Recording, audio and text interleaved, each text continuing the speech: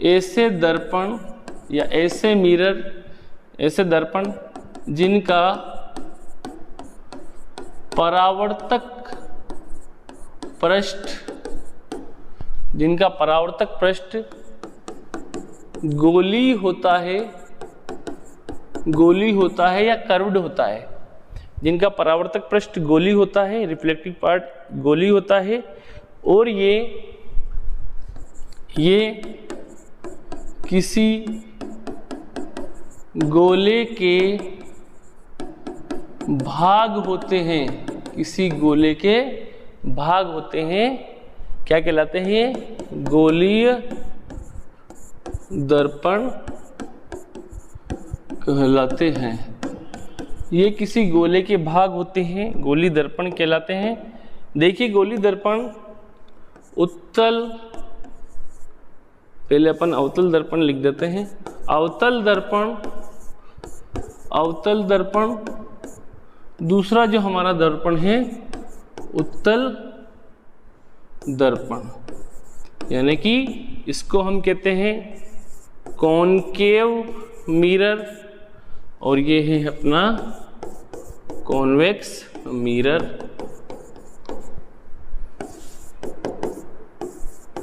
देखिए जो कॉनकेव जो मिरर होता है वो किस तरह का होता है? ये जो कॉनकेव मिरर इस तरह का होता है, यानी कि ये अंदर की ओर इनवर्ड होता है, इनवर्ड यानी कि अंदर की ओर, और इस पे इस तरफ पॉलिश किया हुआ रहता है, पीछे की ओर पॉलिश किया हुआ रहता है। और जो ये जो है उत्तल जो है, ये उत्तल दर्पण इस तरह का होता है, और इसमें भी इस तरफ पॉलिश किया हुआ रहता है। ये देखिए इसमें जो रिफ्लेक्टिंग सरफेस का कार्य कौन करता है? इधर वाला भाग जो कि ये इनवर्ड होता है, और ये कैसा होता है? आउटवर्ड, यानी कि ये बाहर की ओर आउटवर्ड कंडीशन में होता है, यानी कि बाहर की ओर उभरा हुआ रहता है, बाहर की ओर आउटवर्ड, जिसको हम कह सकते हैं आउटवर्ड। ये होता है इनवर्ड, ये होता है आउटवर्ड, ये इसका पोल है, ये भी इसका पोल है। तो अवतल दर्पण इनवर्ड होता है, अवतल दर्पण आउटवर्ड होता है। तो इस प्रकार अब अपन इनके parts of image viewing in mirror, जो यानी कि जो मिरर के विभिन्न जो भाग हैं उनके बारे में हम चर्चा करेंगे। देखिए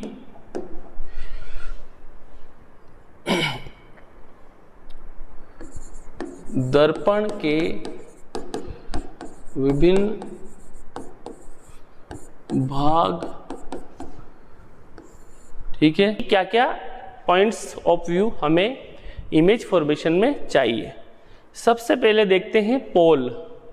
तो देखिए सबसे पहले आता है पोल, यानी कि जिसको हम कहते हैं ध्रुव। तो देखिए ध्रुव क्या है? ये जो अपना कॉनकेव मिरर है, तो इसमें ये जो बीच का जो पार्ट है ये क्या कहलाता है? पोल कहलाता है। क्या कहलाता है? पोल। तो देखिए पोल को हम परिभाषित करेंगे। पोल क्या है? तो जो गोली दर्पण के परावर्तक पृष्ठ का केंद्र, यानी कि गोली दर्पण का जो परावर्तक पृष्ठ, उसके जो बीच का जो सेंटर वाला जो हिस्सा है, केंद्र, क्या कहलाता है? ध्रुव या पोल कहलाता है, पोल कहलाता है। ठीक है, पोल हो गया। दूसरा नंबर पे अपन देखेंगे, पोल के बाद अगर अपन बात करें तो centre of curvature, centre of curvature यानी कि वक्रता केंद्र। तो वक्रता केंद्र यानी कि सेंटर ऑफ कर्वेचर क्या है? तो देखिए जो गोली दर्पण है किसी न किसी गोले का हिस्सा होता है, ये इस तरह से, और उस गोले का जो केंद्र है वो क्या कहलाता है? क्या कहलाता है? वक्रता केंद्र, जिसको हम लिखते हैं C से। तो देखिए गोली दर्पण जिस गोले यानी कि स्फेयर गोले का भाग होता है, उस गोले का केंद्र वक्रता केंद्र कहलाता है, सेंटर ऑफ कर्वेचर कहलाता है।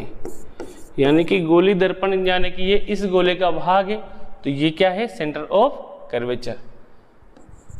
अब देखिए वक्रता त्रिज्या यानी कि centre of radius, sorry radius of curvature, radius of curvature जिसको बोलते अपन वक्रता त्रिज्या, जिसको डिनोटेट करते अपन R से। यानी कि गोली दर्पण जिस गोले का भाग है, उस गोले की जो रेडियस है, उस गोले की त्रिज्या क्या कहलाती है, रेडियस ऑफ कर्वेचर।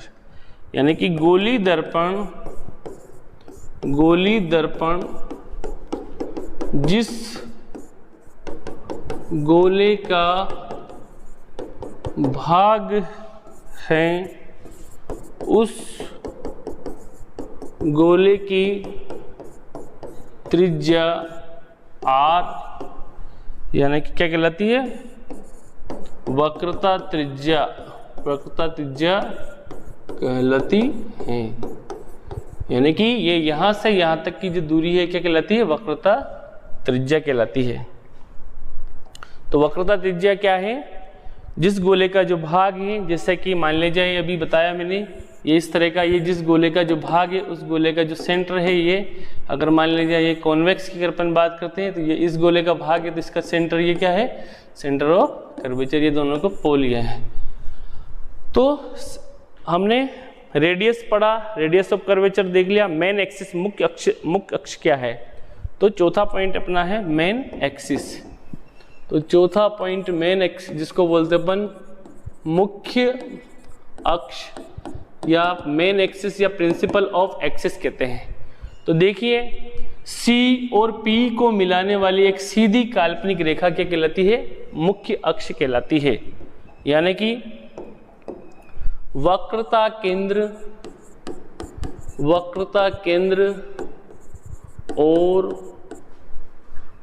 केंद्र और ध्रुव को सीधे मिलाने वाली काल्पनिक रेखा ये यहां से यहां तक ये जो काल्पनिक रेखा है, काल्पनिक रेखा क्या कहलाती है, मुख्य अक्ष कहलाती है। यानी कि मुख्य अक्ष कहलाती है। और मुख्य अक्ष से ही इमेज की और ऑब्जेक्ट की हाइट देखी जाती है। यानी कि इमेज और ऑब्जेक्ट की जो हाइट है वो किससे मापी जाती है, प्रिंसिपल ऑफ एक्सिस यानी कि मुख्य अक्ष से ही मापी जाती है। अब बात करते हैं फोकस। 5वें नंबर पे आता है फोकस क्या है। तो फोकस तो देखिए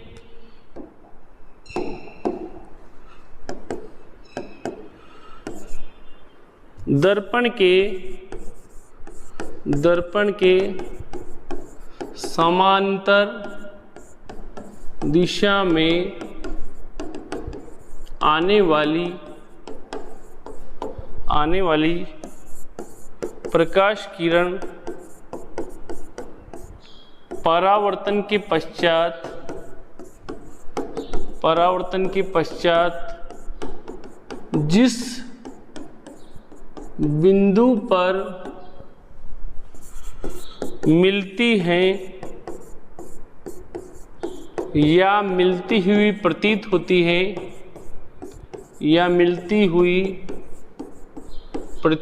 होती हैं उसे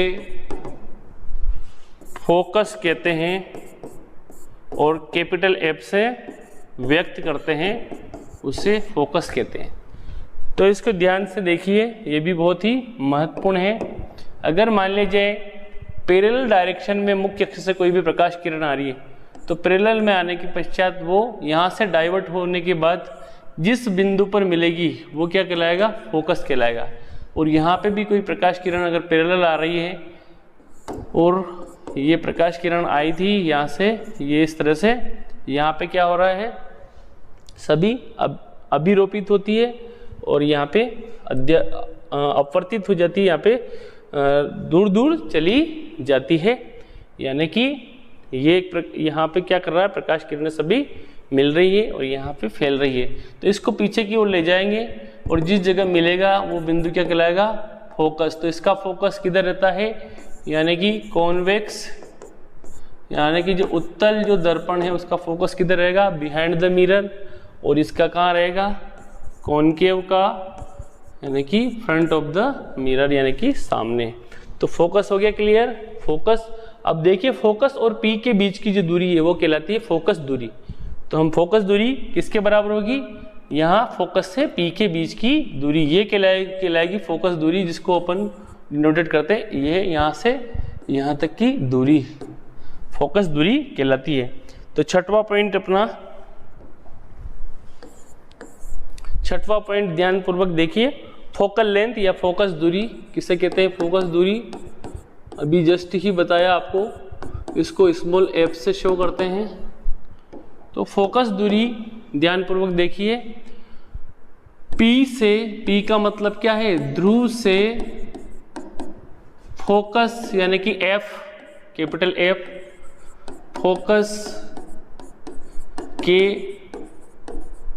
मध्य की दूरी, मध्य की दूरी फोकस दूरी, फोकस दूरी कहलाती है। इसको कैपिटल F से शो करते हैं।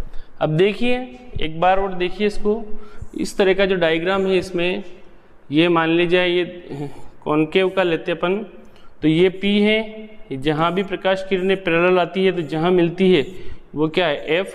तो ये यहाँ से यहाँ तक की दूरी क्या कहलाएगी, फोकस दूरी। ये फोकस से P की मध्य की दूरी फोकस दूरी कहलाती है। इसमें यहाँ ये इस तरह से आ रही है, जो पीछे अगर इसको ले जाएं तो ये यहाँ है फोकस और ये है P, इनके बीच की दूरी कहलाती है फोकस दूरी।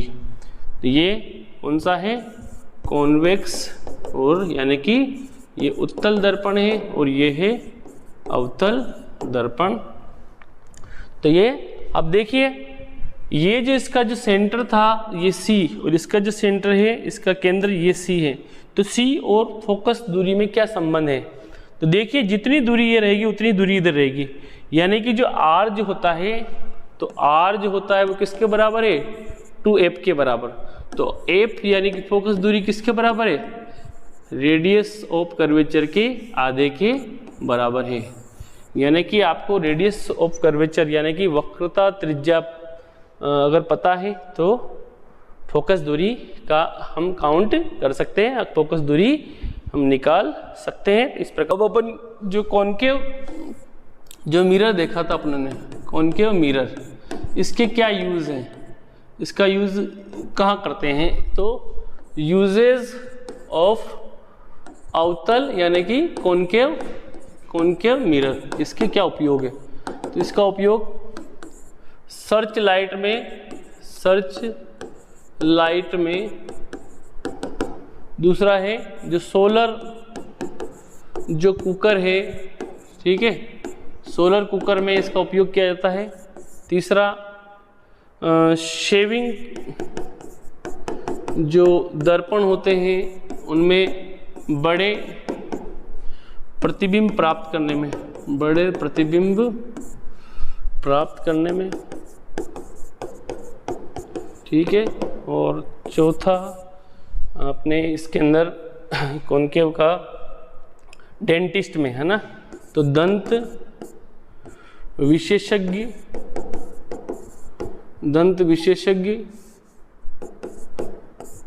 दांत का बड़ा प्रतिबिंब प्राप्त करने में